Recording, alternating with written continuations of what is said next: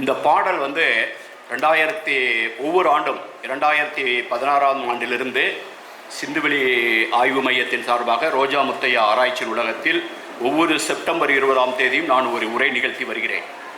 அந்த உரை சிந்துவெளி பற்றியது.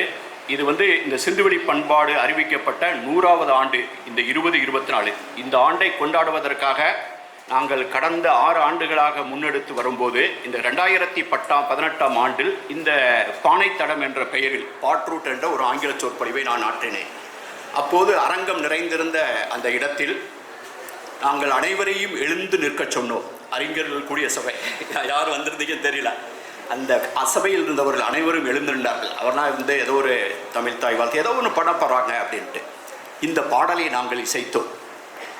இந்த பாடலை நாங்கள் இசைத்து அனைவரும் ஏன் எழுந்து நின்றோம் என்று சொன்னால், மண்பானை செய்கிற ஒரு குயவனை களம் செய்யும் கோவே என்று அழைத்த ஒரே செவ்வியல் இலக்கியம் இந்த நாட்டில் சங்க இலக்கியம் மட்டும்தான். கோ என்றால் தமிழில் தலைவன், தலைவன் இருக்கும் இடம்தான் கோயில். அந்த கோங்கிறதெல்லாம் எல்லாமே சொற்களும் வரும். கோ, கோன், கோட்டை எல்லாமே வரும். இது வந்து ஒரு ஆளுமையினுடைய, அதிகாரத்தினுடைய, திறனுடைய, ஆற்றலுடைய அடையாளம். இந்த களம் செய் கோவே என்ற சொல்லை வந்து சங்க இலக்கியம் 2 இடத்தில் பயன்படுத்துகிறது.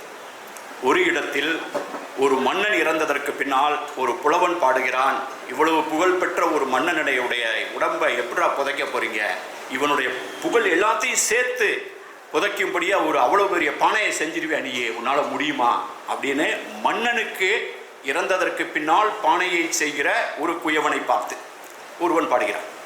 இன்னொரு இடத்துல வந்து ஒரு பெண் பாடுகிறான். அந்த பெண் வந்து அவனுடைய கணவன் வந்து வேற போய் ஏதாவது சம்பாதிச்சுட்டு வர்றதுக்கு போயிருக்கான். அந்த போன இடத்துல இறந்து போயிடான். அவனும் கூட போயிருக்கான். இது வந்து அவள் போகும்போது எப்படின்னா, ஒரு மாட்டு வண்டியில் கீழே வந்து ஒரு பள்ளி ஒட்டிக்கிட்டே போகும்ல, மாட்டு வண்டி கீழே வந்து அந்த கீழே வந்து ஒரு பள்ளி கூட ஒட்டிட்டு போயிருக்கோம். நானே கூட பார்த்துருக்கேன். அந்த பெரிய பள்ளி அரணை ஏதாவது ஒட்டிருக்கோம். அந்த பள்ளி ஒட்டிட்டு போகிற மாதிரி நான் என்னோட சேர்ந்து போயிட்டு இருக்கேன். வந்த இடத்துல அப்படி ஆகி போச்சு. எங்கள் 2 பேரையும் சேர்த்து, அதுக்காக அந்த காலத்திலேயே சேர்த்து புதைச்சாங்கன்னு கதையை விட்டுற வேண்டாம். என்ன நானும் சேர்ந்து என்னையும் சேர்த்து அவன் போயிட்டான். அப்படி ஒரு பானையை களம் செய் கோவே, நீ செஞ்சு தருவியா அப்படின்னு கேட்குறான். இது ஒரு காதல் பாடல். அது வந்து ஒரு வீரம் செறிந்த ஒரு பாடல். ஒரு பானையை செய்கிறவன் மன்னனுக்கு பானையை செய்கிறவன், இறந்ததுக்கு பின்னால் இன்னொருவன் சாமானியன் செத்ததற்கு பானையை செய்பவன். 2 பேருமே களம் செய் கோ, களம் செய்யும் தலைவனே. சங்க இலக்கியத்தின் இன்னொரு இடத்துல வந்து முதுவாய் குயவ, குயவனை வந்து முதுவாய் அப்படின்னா நாலேஜபிள், அறிஞனாகிய மூதறிஞருங்கிற பார்த்தீங்கன்னா அது மாதிரி முதுவாய் குயவ. அதே மாதிரி அந்த சங்க இலக்கியத்தில் வந்து அவன் வந்து ஒரு இறையாண்மைக்கு தலைவனா, ஒரு ஆன்மீக தலைவனா. அவன் தான் நகரத்துக்கு போய் அறிவிக்கிறான், இந்த நகரத்தில் திருவிழா நடக்க போகுது அப்படின்னு போய் மக்களுக்கு சொல்கிறவன் வந்து ஒரு குயவன். அப்ப இருந்த கடவுளுக்கு வந்து கல்லு கொடுத்து பலியிட்டு பூசை பண்றானுங்க. அந்த நாட்பலியா கொடுக்குற அந்த கல்லை குடிச்சிட்டு அப்படி நகரத்துல அந்த சடங்கை செய்கிற குயவன் தான் அந்த பூசாரியாவும் இருக்கான். பூசாரியா இருக்கான், செய்தியாளராக இருக்கான், நகரத்துக்கு செய்தி சொல்றது, ஆணையும் சொல்கிறான். அவனுக்கு வந்து ரொம்ப பெரிய நாலேஜ். உலகத்தினுடைய ஆகச்சிறந்த அன்றாட நடைமுறை வாழ்க்கை சார்ந்த ஒரு ஆகச்சிறந்த விஞ்ஞானி மண்பானையை செய்தவன் தான். அதுவும் சுட்ட மண்பானையை செய்தவன் தான். இந்த மண்பானையை சேர்ந்தவன் தான் ஆகச்சிறந்த விஞ்ஞானி. எப்படி வந்து வண்டி சக்கரம் வந்ததுக்கு பின்னால, நீராவி என்ஜின் வந்ததுக்கு பின்னால எப்படி உலக வரலாறு எப்படி மாறுச்சோ, அது மாதிரி முதல்ல சுரை குடுக்கையிலிருந்து அங்கேயும் எங்கேயும் வச்சிருந்த தண்ணியை வந்து ஒரு பானையை சுட்டு எடுத்து வச்சிருக்க முடியும் அப்படின்னு அதுக்கு பின்னால தான் சமையல் வந்தது, அதுக்கு பின்னால தான் பண்பாடு வந்தது. அந்த எல்லாத்துக்கும் தொடக்கமாக இருந்த ஒருத்தன் வந்து எவ்வளோ பாராட்டப்பட்டிருப்பான். இது வந்து இந்த சிந்துவெளியில் போனீங்கன்னா எங்கே திரும்பி பார்த்தாலும் அங்கே இருக்கிறது வந்து செங்கல், சுட்ட செங்கல். அந்த சுட்ட செங்கல் எங்கே பார்த்தாலும் ஒரே மாதிரியாக இருக்குது, அச்சு வச்சு கோர்த்தது மாதிரி. அப்படி செய்கிறதுனால தான், அந்த தரக்கட்டுப்பாடு இருந்ததுனால தான் அந்த செங்கல் செய்கிற இடத்துக்கு பேர் கட்டளை. அதுக்கு பேர் வந்து செங்கல் கட்டளை. கட்டளைக்கு கட்டுப்படுவதுதான், அதற்கு உட்பட்டு கட்டப்படுவதுதான் கட்டிடம். அதனால தான் கட்டிடமாக இருக்கும். அதனால தான் அந்த பெயர் கட்டளை. ஆக இந்த செங்கலை செய்தவன், பானையை செய்தவனை ஒரு மூது அறிஞனாக, ஒரு நாலேஜபிள் பர்சனாலிட்டியாக பார்த்து அந்த சமூகம் கட்டாயம் கொண்டாடி இருக்கிறது. எல்லாத்துலேயும் வருது, சங்க இலக்கியம் கொண்டாடும். ஆனால் யஜூர் வேதத்தில் ஒரு பகுதியாக இருக்கக்கூடிய ஒரு சடங்கு முறை, அது வந்து அக்னிச்சயனா சடங்கு முறைன்னு பேர். அதில் தான் முதலாக செங்கல்களை அடுக்கி, ஏகப்பட்ட சுட்ட செங்கல்களை அடுக்கி சடங்கு செய்யப்படுகிறது. ஒரு பெரிய பானையை வைத்து செய்கிறது. அதில் அந்த பானை செய்பவனை ஒரு அசூரனுடைய பில்லி சூனியம் போன்று இந்த பானையை செய்கிறான் அப்படின்னு ஒருத்தர் சொல்கிறான். இந்த பானை செய்யும் குயவன் ஒரு அசுரனாக, பில்லி சூனியம் செய்வனாக, ஏதாவது மந்திரம் தெரிந்தவனாக கற்பிக்கப்படுகிறான். அதற்கு பின்னால் அமைக்கப்பட்ட 4 வகை வர்ண கட்டமைப்பில் எல்லா கலைஞர்களும், எல்லா தொழிலாளர்களும், பானை செய்யும் குயவன் உட்பட அனைவரும் சூத்திரன் என்று கற்பிக்கப்பட்டார்கள். அவனுடைய இடம் 4வது இடமாக மாறிப்போனது. களம்சை கோ என்று சங்க இலக்கியம் கொண்டாடியவன், சிந்துவெளியில் முக்கியமான இடத்தை இருந்தவன் எப்போது சரிந்தான் அப்படின்னா, நாம் எதை பொற்காலம் என்று கொண்டாடுகிறோமோ அப்படிப்பட்ட பொற்காலங்களில் தான் இது நடந்திருக்கிறது. ஆக இருண்ட காலம் பொற்காலம் என்பதை யாருடைய இருண்ட காலம், யாருடைய பொற்காலம் என்று தேடி பார்க்க வேண்டிய தேவை இருக்கிறது. இதுதான் பின்னணி. இந்த பின்னணிலாம் மக்களின் வரலாறு, மற்றதெல்லாம் வரப்பு தகராறு.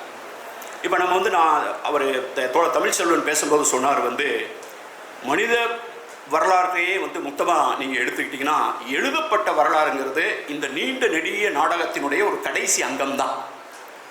இப்போ எழுதப்பட்ட வரலாறு தான் வரலாறுன்னு சொன்னால், அதுக்கு முன்னால் வரலாறே இல்லையா? நீ யார், வரலாறு எது என்று சொல்வதற்கு? அப்போ இது ஒரு கடைசி நாடகம், எழுதப்பட்டதே. அதுவும் இல்லாமல் எழுத்து வடிவம் இல்லாத எத்தனையோ மொழிகள் இருக்கின்றன. உலகில் இருக்கக்கூடிய எல்லா மொழிகளிலுமே எழுத்து வடிவம் இல்லை. ஆனால் அவர்கள் ஆகச்சிறந்த கண்டுபிடிப்புகளை நிகழ்த்தி இருக்கிறார்கள். அதையெல்லாம் விட ஆயிரக்கணக்கான, லட்சக்கணக்கான ஆண்டுகளாக இந்த மண்ணில் வாழ்ந்து இருக்கிறார்கள், வாழ்ந்து கொண்டிருக்கிறார்கள். ஆக எழுதப்பட்டது வரலாறு அப்படிங்கிறதே ஒரு வகையான ஒரு பயாஸ்டு ஸ்டேட்மெண்ட். அது யார் இந்த வரலாற்றை எழுதுகிறார்கள் என்பதை பொறுத்து அந்த வரலாறு கட்டமைக்கப்படுகிறது. இப்போ நீங்கள் மன்னரின் வரலாறு, மக்கள் வரலாறு அப்படின்னு நீங்கள் பார்க்குறீங்க. சரி, மன்னர் வரலாறு தான் வரலாறு, அது ஆளும் வர்க்கத்தினுடைய வரலாறு, பெரிய அரசர்களுடைய வரலாறு அப்படின்னு பார்த்தா, யார் ஆளும் அரசன்கிறதுக்கும் முக்கியமாக இருக்குது. ஒரு 200 வருஷத்துக்கு முன்னால் 1837 வரைக்கும் இந்த இந்திய துணைக்கண்டத்தில் அசோக பேரரசன் என்று ஒருவர் இருந்தார் என்பதை இந்த நாடு அறிந்திருக்கவில்லை. சொன்னால் நம்புவீங்களா? ஜேம்ஸ் பிரின்சப்ங்கிறவர் 1837 இங்கு இருக்கக்கூடிய அந்த சிற்ப எழுத்துக்களில், வரி வடிவங்களில் இருந்ததெல்லாம் இது அசோகன் பிராமி என்ற பெயரில் இருப்பதாக சொல்லி அதை டெசிஃபர் பண்ணி, டீகோட் பண்ணி, அதை படித்து பார்த்து அதில் தேவனாம்பிரிய பிரிய திசை அப்படின்னு ஒரு எழுதியிருக்கிறவர் இந்த அசோகராக தான் இருக்குன்னு சொன்னதுனால தான் நம்ம இன்னைக்கு அசோக சின்னத்தை வரைக்கும் எல்லாத்துலேயும் கொண்டு நிறுத்தியிருக்கோம். இந்த மாதிரி ஒரு ஆள் இந்த அசோகரை பற்றி பேசியிருக்கப்பட்டனா, நம்ம அசோகரை பற்றியே அதிகமாக பேசியிருக்கவே மாட்டோம், யாருமே பேசியிருக்க மாட்டோம். ஆரியப்படை கடந்த நடிஞ்செழியன் அப்படின்னு ஒருத்தன் இருந்தான் அப்படின்னு இந்தியாவில் யாருக்காவது தெரியுமா? அவன் ஆரியப்படை கடந்தானுங்கிறதுக்காக நான் சொல்லலை, ஆனால் அவன் என்ன சொன்னான் அப்படிங்கிறக்காக. அந்த ஆரியப்படை கடந்த நடந்தன்னு சொல்கிறான். ஒரு குடி பிறந்த மூத்தோர், ஒரு குடி இப்போ நிறையா ஒரு வீட்டில் நிறைய பேர் இருக்காங்க. அதுலேயே மூத்தோன் வருகை என்று என்னாது, இவர் தான் பெரிய ஆளு, இவர் தான் பெரிய சீனியரு, இவர் தான் முதல்ல பிறந்தானா 2வது பிறந்தாங்கிறது ஆக்சிடென்ட்டு. ஆனால் எப்பயுமே முதல்ல பிறந்தவர் தான், இவர் தான் கொள்ளி வைப்பார், இவருக்கு தான் சொத்து போகும், அது போகும், வீட்டு பக்கமுடைய மேற்பகுதி இவருக்கு போகும், இடத்துல இப்படி போனால் ஒரு மூத்த மகனுக்குன்னு ஒரு இது. இவர் என்ன சொல்கிறாரு, மெரிட் அதில் இல்லைடா, மூத்தோன் வருகை என்ற என்னாது. ஒருத்தன் இளையவனை படிச்சிருக்கான். வேற்றுமை தெரிந்த நாற்பால் உள்ளும், நீ வேற்றுமை கற்பித்திருக்கக்கூடிய 4 பாலில் கூட கீழ்பால் ஒருவன் கற்பின், மேற்பாலில் இருப்பவன் அவன் பக்கத்தில் போய் தான் அவன் சொல்கிற ஆர்டரை கேட்கும். யார் படிக்கிறானோ அவன் தான் அறிவை. அறிவுடையோன் ஆறு அரசும் செல்லும். அறிவுடையோன் சொல்ற பேச்சுப்படி எனது அரசு நடக்கும் என்று சொன்ன அவர் ஆரியை பட கிடந்ததுக்காக இல்லை, அவர் என்ன சொன்னாருங்கிறதுக்காக. ஆனால் அவர்களுடைய பெயர் இந்திய வரலாற்றில் எங்குமே இடம்பெற. ஆக இது மன்னர் வரலாறு வெர்சஸ் மன்னர் வரலாறு, மக்கள் வரலாறுன்னு நான் பேசவே வரல. மன்னர் வரலாறா, மக்கள் வரலாறா? மன்னர்லே அவர் எந்த மன்னர், எப்போ இருந்தவர், அவர் என்ன சொன்னாருங்கிற பொறுத்து தான் வரலாறு எழுதப்படும். இப்படிப்பட்ட கருத்துக்களை எல்லாம் அதான் நான் தொடர்ந்து சொல்கிறேன். அதுக்கு முன்னால் வந்து இந்த விருது வந்து எடுத்தோடனே என்னுடைய பழக்கம் தான், எடுத்தோடனே சப்ஜெக்டில் போய் போகிறது. இந்த விருது என்னை மகிழ்ச்சி அடை வைத்திருக்கிறது. நான் பெரும்பாலும் விருதுகள்லேருந்து இன்னைக்கு சொல்கிறேன், அதுக்கு பின்னால் சப்ஜெக்ட் வரேன். டிசம்பர் 12ஆம் தேதி முகநூலில் ஒரு பதிவு போட்டேன். யதார்த்தமாக அப்போ தான் தமிழ்நாட்டில் வந்து ஒரு விருதை பற்றி ஒரு மேட்டர் ஓடிட்டு இருந்துச்சு. நான் பொதுவாக அதெல்லாம் கலந்துக்கிறவே மாட்டேன். நான் பொதுவாக பார்த்தீங்கன்னா நமக்கு சிந்துவெளி சங்க இலக்கியம் சமகாலத்தில் ஒரு தடவை ஒரு ஃபங்க்ஷனுக்கு போயிருந்தேன் சமீபத்தில். அவர் கொடுத்து நானும் சுந்தருக்கு பார்த்துட்டு, சார் நீங்கள் எப்போ சார் சமகாலத்துக்கு வந்தீங்க அப்படின்னு கேட்டார் மீட்டிங்கில். நான் இங்கே தானே இருக்கேன் அப்படின்னு. நான் சமகாலத்தில் ஒரு மீட்டிங்கில் கலந்துக்கிறதே எப்போ சமகாலத்துக்கு வந்தீங்கன்னு கேட்குற அளவுக்கு நான் சிந்துவெளியிலேயே சங்க இலக்கியத்தில் வாழ்ந்துட்டு இருக்கேன். மீதி நேரத்தில் ஆஃபீஸுக்கு போவேன். ஆஃபீஸ்க்கு போவே வந்து வீட்டுக்கு வந்தோடனே சிந்துவெளி சங்க இலக்கியத்தில் இருப்பேன். அதனால் வந்து என்னை இந்த மாதிரி இந்த வாச இலக்கிய கூட்டங்கள், இப்போ இருக்கக்கூடிய கவிதைகள், இந்த மாதிரி தற்கால வாசிப்புலாம் இவருடைய புத்தகம் தான் முத ஒரு ஃபங்க்ஷன் கூப்பிட்டாங்கிறக்காக வந்து 5 நாள் படித்தேன். அதனால் என்னுடைய வாசிப்பு இந்த நிகழ்கால இலக்கியத்தை சுகிதா இருக்காங்க கவிஞர், அவங்க புக்கெல்லாம் அப்படி படிச்சிருவேன். அப்படி ஒரு வாசிப்பு இருக்குது. பட் இருந்தாலும் வந்து நான் சொல்லிக்கிற அளவுக்கு பெரிய வாசிப்பு கிடையாது. அப்போ நான் இந்த மாதிரி விஷயங்களை தலையிடவே மாட்டேன். முன்னோடு போய்கிட்டு இருக்கு அதுன்ட்டு போயிட்டு இருக்கும்போது எல்லாரும் பேசிக்கிட்டாங்க. ஒரு விருதை பற்றி ஏற்கனவே அறிவிப்புகள் கசிஞ்சு போச்சு, அது போச்சுன்ட்டு 2வது இருக்கணும். இப்படி போயிட்டு இருக்கும்போது நான் திடீர்னு வந்தது, ஏன்னா ஒரு மூடில் இருந்தேன். நான் ஒரு பதிவு போட்டேன். ஓ, விருதுகள் இல்லாத இந்த உலகம் எவ்வளவு வெளிச்சமாக இருக்கிறது. இல்லை, நான் பொதுவாகவே விருது நான் வேண்டேன். விருது யாரு கொடுக்குறாரு, எதுக்கு கொடுக்குறாருன்னு கேட்டு அவங்கள பற்றி ஆராய்ஞ்சு 3 நாள் நான் சொல்கிறேன்ட்டு அப்புறம் ரிசீவ் பண்ணிட்டு ஃபங்க்ஷன் அவாய்ட் பண்ணி முதல்வரோட உட்காந்துருக்கேன்னு சொல்லி ஏதாவது ஒன்று சொல்லி அப்படி இப்படி பண்ணி யார் கொடுக்குறாங்கிற பொறுத்து தான் நான் விருது வாங்குறதே முடிவு பண்ணுவேன். அது வந்து தமுசா விருது கொடுக்குறதுக்கு வந்து நாகர்கோவிலுக்கு வந்தேன். ஆனால் இந்த உறவு வந்து இப்போ நேற்று வந்தது கிடையாது. ரொம்ப ரொம்ப காலமாக நான் வந்து கலை இலக்கிய இரவுகள்லேருந்து எனக்கு இந்த வித்தியாசம்லாம் கிடையாது.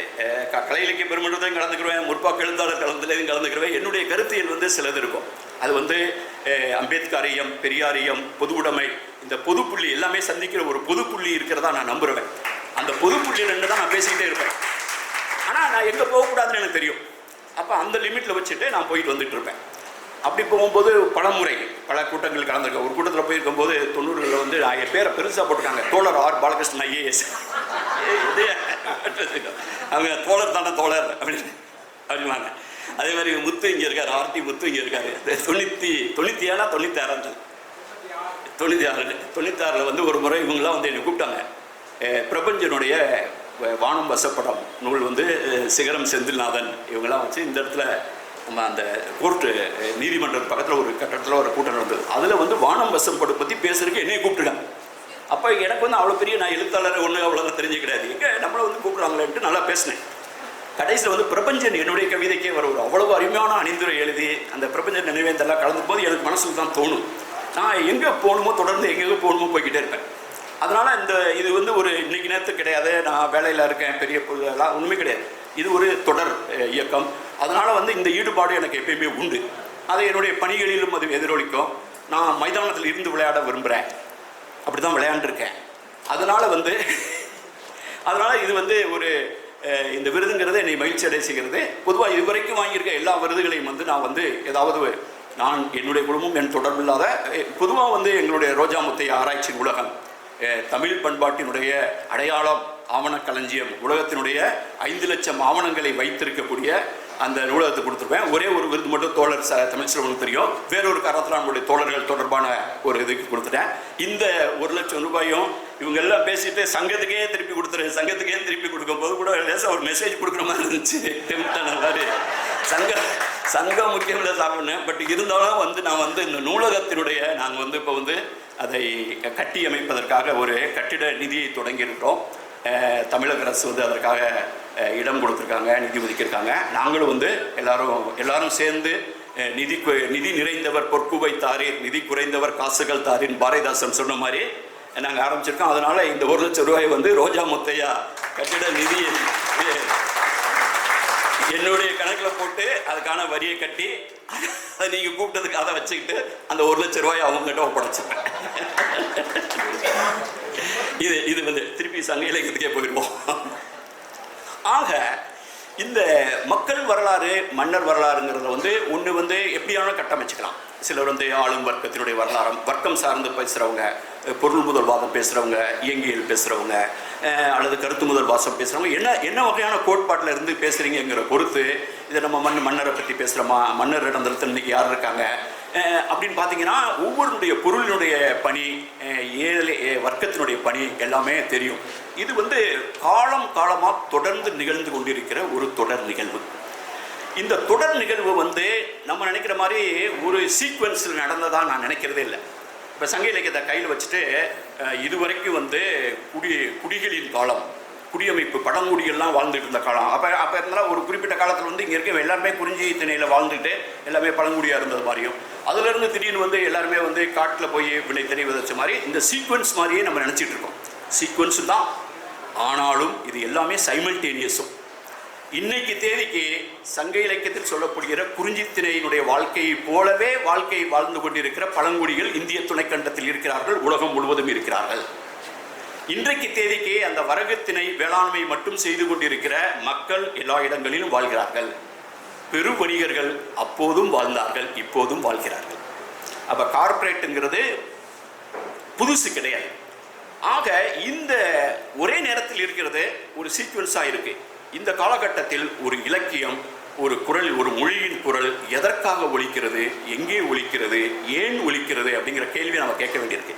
அதனால தான் எல்லாருமே என்னை கேட்குறாங்க. இவர் பார்த்தோன்னே இவர் எல்லாம் சொல்லுவாங்க, இவர் ஒரு மீட்டிங்களோட சொல்கிறாங்க, டக்குன்னு இது அதாவது இது மந்திரிச்சு விட்டது மாதிரி டக்குன்னு சங்க இலக்கியம் தான் பண்ணு. அவர் சுந்தர் தான் இருக்கார். போன ஆண்டு 23 எனக்கு பொதுவாக எனக்கு வந்து உடம்புல டாக்டரோட கத்திப்படாத இடமே மீதி இருக்காது. சென்ற ஆண்டு ஒரு ஜனவரியில் வந்து ஒரு 2 நாளில் வந்து நான் வந்து மைசூரில் ஒரு அப்பளவில் ஒரு பெரிய சோதனைக்காக செய்ய வேண்டியதில் நான் அனுமதிக்கப்பட்டிருந்தேன். சுந்தர் தான் என் கூட வந்தார். ஒரு காலையிலையும் சாயந்தரம் சேர்ந்து ஒரு 6.25 மணி நேரம் கொஞ்சம் சாதாரணமாக பேச விரும்புகிறேன், எளிமையாக தான் பேச விரும்புகிறேன், ஒன்று சீரியஸாக எடுத்துக்கிறேன். 6.25 மணி நேரம் காலையிலையும் சாயந்தரம் வந்து மயக்க மருந்தினுடைய அந்த ஜென்ரல் அனஸ்தியாவினுடைய அந்த இதிலே இருந்து நான் மயக்கத்திலிருந்து வெளியில் வரும்போது சுந்தர் தான் பக்கத்தில் இருந்திருக்காரு. திடீர்னு வந்து நான் வந்து சிந்துவெளி விட்ட இடமும் சங்க இலக்கியம் தொட்ட இடமும் ஒன்றே அப்படின்னு இருக்கேன். உடனே கையை பிடிச்சிக்கிட்டாங்க. அவர் டாக்டர் வந்து இவர்கிட்ட கேட்டுட்டு இருக்காரு, அவர் முழிச்சிட்டாரா கண் முழிச்சாரா என்ன சொல்லிட்டு, அவர் சிந்துவெளி விட்ட இடமும் சங்க இலக்கியம் தொட்ட இடமும் ஒன்று சொன்னார். அவர் ஒரு வடநாட்டு டாக்டர். சுந்தர் வந்து என்ன வந்து எல்லா மயங்களும் தெரிஞ்சு காலில் வந்து, சார் நீங்கள் எந்திரிச்சு கண்ணை முழிச்சு நான் எங்கே இருக்கேன், நீங்களாம் யாரு அப்படிலாம் கேட்காம, அவங்க எங்கே இருக்காங்க எங்கே இருக்காங்க கேட்காம, நீங்கள் எந்திரிச்சு திடீர்னு சிந்துவெளி விட்ட இடமும் சங்க இலக்கியம் தொட்ட இடமும் ஒன்றுன்னு சொல்கிறீங்களே சார்.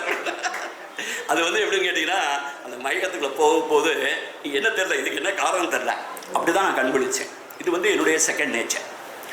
இந்த பயணம் வந்து எங்கூட தோழர் ரவி சிரிச்சுக்கிட்டே இருக்காங்க. இது வந்து எப்படின்னு கேட்டிங்கன்னா, ஒரு எதிர்வினை, ஒரு கருத்தியலில் நம்மலாம் நிற்கிறோம். சங்க இலக்கியம் எங்கே வந்து நம்ம நிற்கிறோம் அப்படிங்கும்போது, இந்த சமகாலமாக சொன்னார் பார்த்தீங்களா, சங்க சுரங்கத்தையே இந்த கொரோனா நேரத்தில் எதுக்கு 30 முறை தொடர்ந்து பேசிக்கிட்டே இருந்து 3 புத்தகம் ஆக்கணும். அதில் பேசுகிற விழுமியங்கள், அது ஆற்றுகிற எதிர்வினை நமது சமகாலத்திற்கும் தொடர்புடையதாக இருக்கிறது. நீங்கள் அறங்களெல்லாம் ஆகச் சிறந்த அறம் அப்படின்னு எது நினைக்கிறீங்க? பகிர்தல் அறம், டிஸ்ட்ரிபியூட்டிவ் ஜஸ்டிஸ் அப்படின்னு ஒன்று இருக்கு. டிஸ்ட்ரிபியூட்டிவ் ஜஸ்டிஸ் தான் எல்லா வகையான அறங்களுக்கும் அடிப்படையான ஆதி அறம். அறமின்மை, நீதியின்மை அப்படிங்கிற உணர்வு தலை தூக்குகிற இடமே, அந்த புள்ளியே வந்து பகிர்தல் அறத்தில் தான் இருக்கு.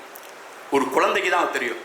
5 குழந்தை இருக்கிற இடத்துல ஒரு குழந்தைகிட்ட வந்து நீங்கள் வந்து ஒரு மிட்டாயை கொடுத்துட்டு, இன்னொரு குழந்தைகிட்ட வந்து ஒரு 2 மிட்டாயை கொடுத்துட்டு, 3ஆவது குழந்தைகிட்ட ஒன்றுமே கொடுக்காம போயிட்டு 4ஆவது குழந்தைகிட்ட இன்னொரு மிட்டாய் கொடுத்தீங்கன்னா, அந்த 5 குழந்தைக்குள்ள அந்த மிட்டாய் மறுக்கப்பட்ட குழந்தை அந்த அநீதியை உணரும், சமமின்மையை உணரும். அந்த அநீதியை உணர்கிற அந்த இடம்தான் நீதியின்மையுடைய தோற்ற புள்ளி. அதுதான் பகிர்தல் அறம். அந்த பகிர்தல் அறங்கிறதா அறத்திற்கு ஆதியாகிய அடிப்படை அறம், டிஸ்ட்ரிபியூட்டிவ் ஜஸ்டிஸ். அந்த பகிர்தல் அறத்தை யார் வலியுறுத்துகிறார்கள், யார் வலியுறுத்தவில்லை என்பதை பொறுத்து அந்த இலக்கியத்தினுடைய கோட்பாடும் சித்தாந்தமும் நிற்கிறது. நான் வந்து இந்த கொரோனா காலத்திலிருந்து தொடர்ந்து இந்த பசிப்பினி மருத்துவம், பகிர்தல் அறத்தை பற்றி நான் தொடர்ந்து உரையாடி கொண்டே இருந்தேன், பொதுவெளியில், இணைய வழியில். எதுன்னு கேட்டீங்கன்னா, நாம் இன்றும் கூட நம்முடைய வாழ்க்கையில் பகிர்தல் அறத்தையும் பசிப்பினி மருத்துவத்தையும் மறந்துவிட்ட சுயநலவாதிகளாகவே இருக்கிறோம். சங்க இலக்கியத்தில் ஒரு மன்னன் பாட்டை எழுதுறவன் ஒரு ஆளும் வர்க்கத்தை சேர்ந்தவர். அதில் கொடுத்துட்டு வர்றவங்களுக்குலாம் பசிச்சவங்களுக்குலாம் சோறு போடுறவன் அவன் பேர் ஒரு பண்ணன். அவன் ஒரு சாதாரண குடிநில தலைவன். இந்த பெரிய மன்னன் வந்து ஒரு பாட்டு எழுதுறான். அவன் கேட்குறான், எல்லாரும் அந்த வீட்டு ஏரியாவில் போயிட்டு சந்தோஷமாக ஏதாவது சாப்பாடு வாங்கிட்டு எல்லாரும் சாப்பாட்டை சிரிச்சிட்டு போகிறாங்களே, அவன் பேர் பண்ணன் அப்படின்னு கேள்விப்பட்டேன். அவன் ஒருத்தர் கேட்குறான், இந்த பாட்டு அப்படி அமைக்கப்பட்டிருக்கு, பசிப்பினி மருத்துவன் இல்லம் அனித்ததோ செய்ததோ. இந்த பாட்டை அமைக்கப்பட்ட நீங்கள் வந்து அந்த பாட்டு எப்படி அமைக்கப்பட்டிருக்கிறது, இந்த பசிப்பினி மருத்துவன் ஒன்று பசிப்பினி, பசியை நீங்கள் வந்து ஒரு பிணியாக ரெகக்னைஸ் பண்ணணும். பசியை வந்து ஒரு பிணியாக ரெகக்னைஸ் பண்ணாதான் அதுக்கு ஒரு மருந்து இருக்குது. பசிப்பிணிக்கு மருந்து உணவு தான். காலியாக இருக்கிற வயிறுக்கு உணவு நிரப்புவது தான் மருத்துவம். அவனுக்கு வேற ஒன்றுங்க, பசிப்பினி மருத்துவம். அந்த மருத்துவத்தை பார்க்குறவன் யாரு, சாப்பாடு போடுறவன். அப்போ அவனுக்கு பேர் என்ன, பசிப்பினி மருத்துவன், the doctor for the hunger. அவனுடைய வீடு என்னது, அதுதான் மருத்துவமனை. பசிப்பினி மருத்துவன் இல்லம். அந்த பசிப்பினி மருத்துவனுடைய இல்லம் பக்கத்தில் இருக்கா தூரத்தில் இருக்கா அப்படின்னு ஒருத்தனை பார்த்து இந்த மன்னன் கேட்குறான் கவிதையில். அவன் சொல்லும் போது சொல்கிறான், யான் வாழும் நாளும் பண்ணன் வாழ்க. எனக்குன்னு ஒரு ஆயுள் இருக்குன்னு வச்சுக்க, நான் 80 வயசு வரைக்கும் வாழ போகிறேன், 70 வயசு வரைக்கும் வரேன், எனக்கு மீதி எவ்வளோ நாள்னு ஒன்று இருக்கோடா, அதையும் அவன் லைட்டில் அவன் அக்கௌண்ட்டில் போட்டுக்குங்கடா, ஏன்னா அவன் வாழ்றது முக்கியங்கிறான். ஆக யான் வாழும் பண்ணன் வாழ்க அப்படின்னு சொல்லிட்டு பசிப்பினி மருத்துவன் இல்லம் அனித்ததோ செய்ததோ. இதுக்கு பேர் வந்து பகிர்தல் அறம், பசிப்பினி மருத்துவம். இதை ஏன் வந்து இந்த நிகழ்காலத்தில் வந்து ஒரு உரையாடலுக்காக அடிக்கடி நான் சொல்லிட்டு இருக்கேன்னா, என்னை தனிப்பட்ட முறையிலும் ஒரு அமைப்பை சார்ந்த இத்தனை ஆண்டுகளாக இயங்கிக் கொண்டிருக்கிறவன் என்கிற முறையிலும், ஒரு படைப்பாளன் என்ற முறையிலும், ஒரு ஆராய்ச்சியாளன் என்ற முறையிலும் என்னை நிலைகுலைய செய்து வருந்த செய்தது கொரோனா காலகட்டத்தில் லட்சக்கணக்கான தொழிலாளர்கள் இந்திய தேசிய நெடுஞ்சாலைகளில் நடந்து சென்றார்கள். முதியோர்கள் வந்து அவர்களுடைய வண்டியில வச்சு பெற்றோர்களை இழுத்து சொல்கிறார்கள், கர்ப்பிணி பெண்கள் நடக்கிறார்கள், குழந்தைகளை தூக்கி கொண்டு நடக்கிறார்கள். அப்பெல்லாம் ஒவ்வொரு நேரத்திலும் என்னோட தொடர்பில் இருந்தவங்க ரோகித்தோடெல்லாம் அடிக்கடி எனக்கு தொலைபேசியில் பேசுவாங்க. இங்கே சொல்லுவாங்க, எல்லையிலேருந்து பேசுவாங்க, சென்னை எல்லத்திலேருந்து ஒரிசாவுக்கு வர்றாங்க, ஆந்திராவுக்கு வர்றாங்கன்ட்டு. அப்போ ஒரிசா மாநிலத்தில் வந்து எல்லா இடத்துலையும் நடந்து போகிறாங்க. மகாராஷ்டிரத்தில் 12 பேர் ரயிலில் அடிபட்டு ஒரு ரொட்டி துண்டெல்லாம் செதறி கிடக்கு. நம்ம சந்திர மண்டலத்துக்கு போனா என்ன, செவ்வாய் மண்டலத்துக்கு போனா தான், போகாட்டினா தான் என்ன. இங்கே நமது தொழிலாளர்கள் நடந்து போன அப்போ பார்க்கும்போது நம்ம உழைச்சி சம்பாரித்து சாப்பாடை சாப்பிட்றதுக்கே குற்ற உணர்வாக இருந்துச்சு. சாப்பிடும் போதே கொஞ்சம் வேணான்னு தோணும், எதுக்கு 2 காயின்னு தோணும். அப்போ எந்தவித குற்ற உணர்வு இல்லாமல் நம்ம வந்து ஓடிடியில் வந்து சீரியல் பார்த்துட்டு இருந்தோம்.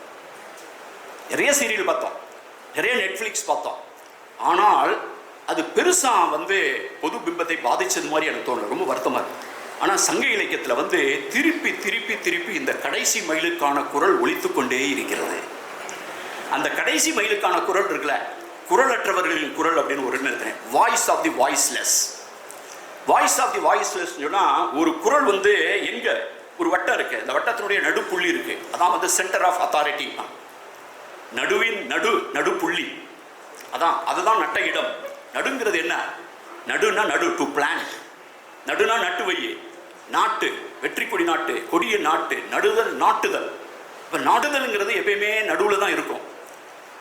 அப்போ வந்து இதுக்கு தீர்வு வந்து ஒரு விளிம்பு நிலையில் இருக்கும். விளிம்பு நிலை வந்து ஒரு பூகோளம் சம்பந்தப்பட்ட விஷயம் மட்டும் கிடையாது. ஒரு யாருமே ஆளரவமற்ற ஒரு காட்டு பங்களா கூத்தடிக்கலாம், ஒரு கடைசி மனிதன் அரண்மனையின் பக்கத்திலும் படுத்து கிடக்கலாம். ஆக இது வந்து மனிதர்கள் சம்பந்தப்பட்டதான் கடைசி மனிதன். அது வந்து இடம் சம்பந்தப்பட்ட மட்டும் இடமும் கிடையாது. ஆனால் அந்த விளிம்பு நிலை வந்து ஒரு இலக்கியம் யாருக்கான குரலை ஒலிக்கிறது. சங்க இலக்கியத்தில் புலவர் பெருமையும் பேசியிருப்பான், பெரிய மன்னர் பெருமை பேசியிருப்பான், ஜெயிச்சதை பேசியிருப்பான். எல்லாத்தையும் மீறி அந்த சங்க இலக்கியம் வந்து ஒரு எதிர்வினையை ஆற்றிக்கொண்டே இருக்கிறது.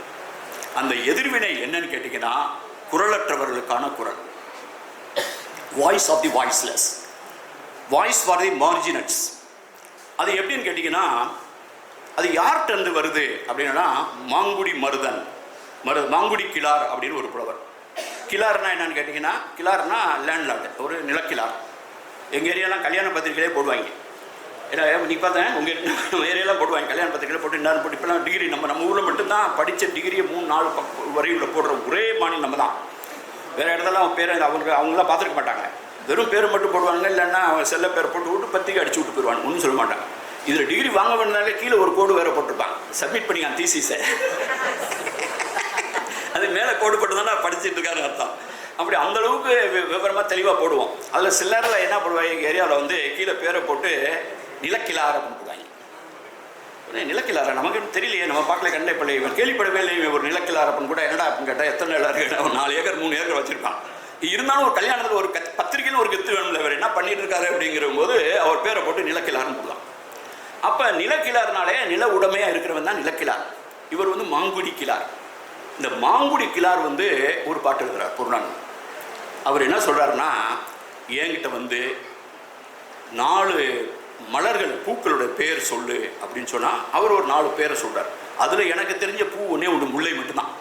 மீதி பிடவம் தலவம் அப்படிலாம் சொல்கிறாரு. என்னை அடையாளம் காட்ட சொன்னால் தெரியாது. அதே மாதிரி வந்து அவர் வந்து உணவு, எனக்கு தெரிஞ்ச 4 உணவுன்னு சொன்னால் அப்போ நெல் இருக்குது, எல்லாமே இருக்குது. ஆனால் நெல்லை சொல்ல மாட்டார். அதே பாட்டில் நெல் வருது. ஆனால் அவர் சொல்கிறாரு வரகு திணை கொள்ளுன்னு ஒன்று சொல்லுவாங்க. எங்கள் இப்போலாம் இங்கே வந்து காணப்பயிர்லாம் இப்போ சொல்கிறாங்க, எங்கள் ஏரியாலாம் கொள்ளுன்னு தான் சொல்லுவாங்க. ஹார்ஸ் கிராம் அப்படின்னு சொல்கிறாங்க, கொள்ளு பயிருங்கிறாங்கல்ல அது. அவரை கொள்ளு, அப்புறம் வந்து வரகு திணை, இது 4 தான்டாங்க. உனக்கு தெரிஞ்ச 4 குடி, முக்கியமான குடி எதுன்னு சொல்லுன்னு கேட்டால் பாணன் பறையன் துடியன் கடம்பனுடைய இன்னான்கிலவும் குடியும் இலவே. இது 4 தவிர வேறு எதுவும் மீதி இல்லைடாங்கிறான்.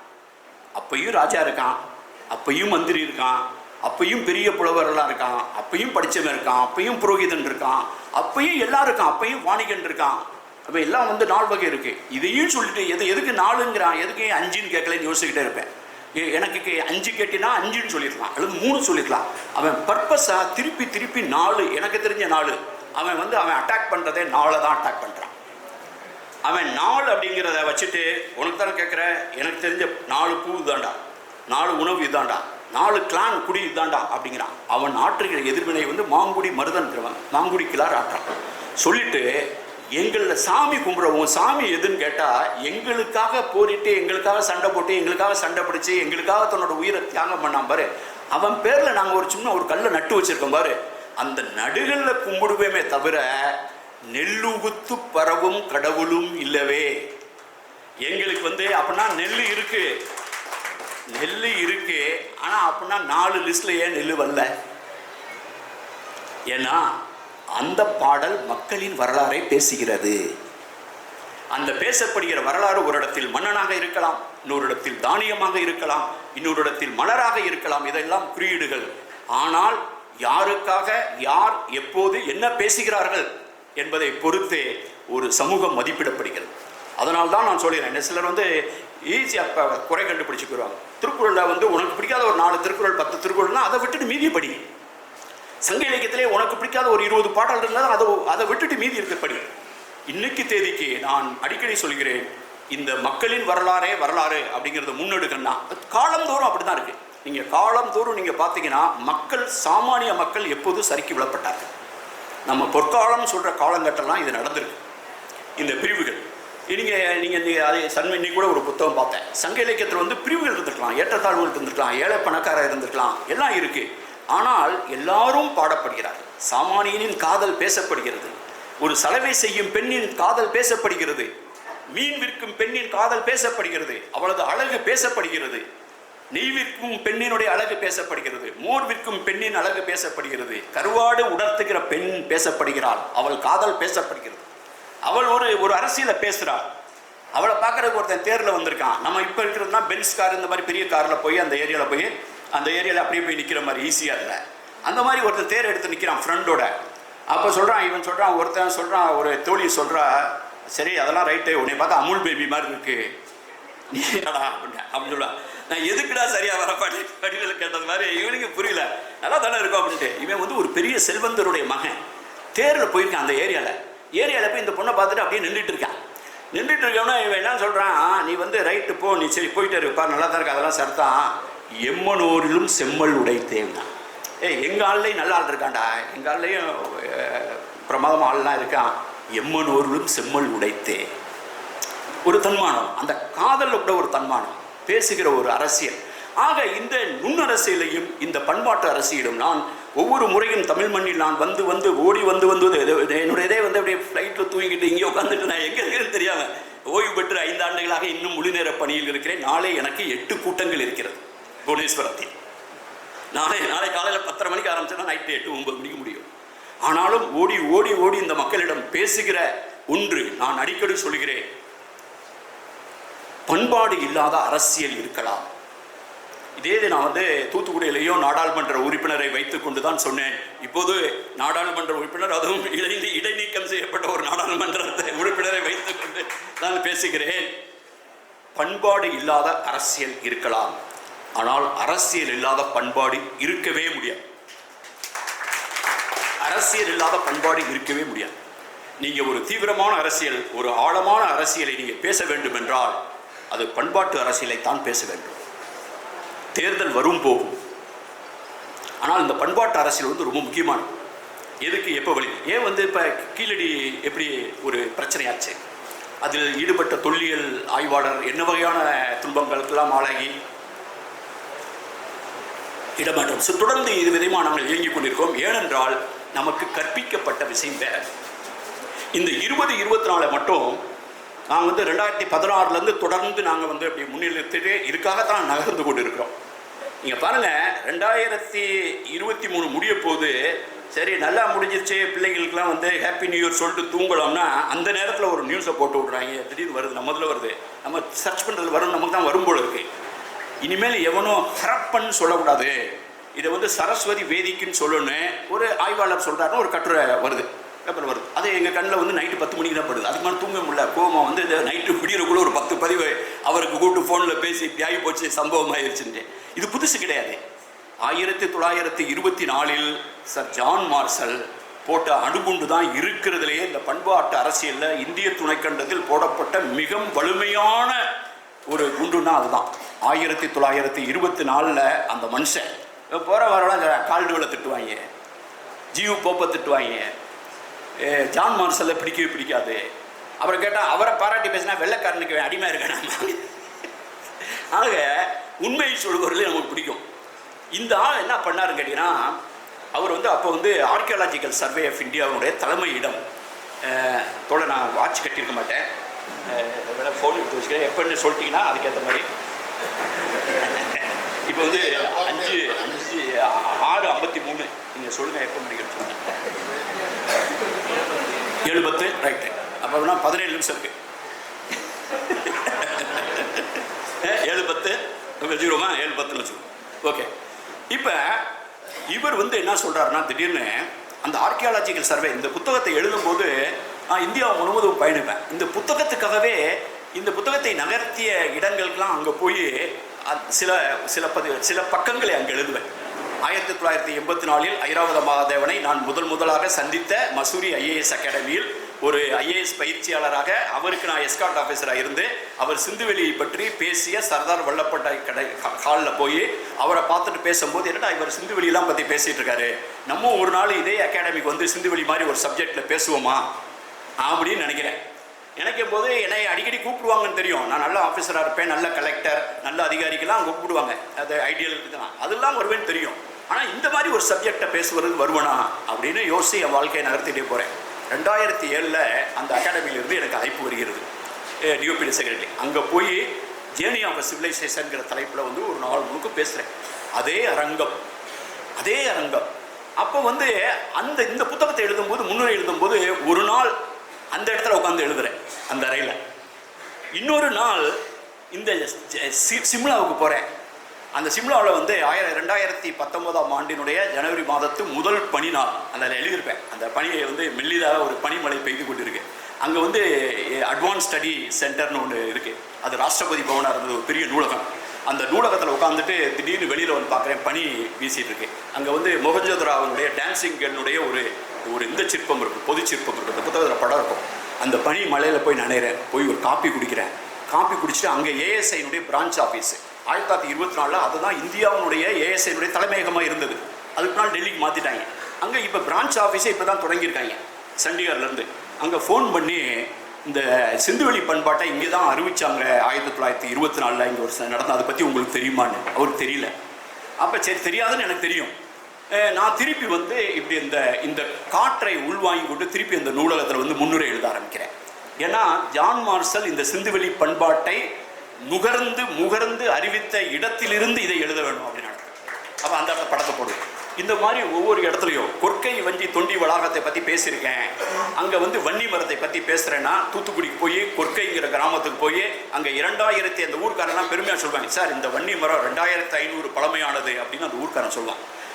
அந்த 2500 பழமையான அந்த வன்னி மரத்துக்குள்ள போய் அந்த வன்னி மரத்தை பார்த்துட்டு அங்கே ஒரு படம் எடுத்து அங்கே ஒரு பேரா எழுதுவேன்.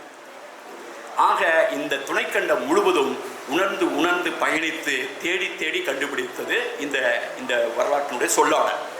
இது ஏன் இதில் பேசப்படுகிறது பாருங்க. இந்த முழுக்கவே வந்து நீங்கள் வந்து மன்னர்களுடைய வரலாறுங்கிறது வந்து வருவார்கள் போவார்கள். அதுக்கு பேர் வந்து குரோனாலஜிக்கல் ஹிஸ்ட்ரின்னு பேர்.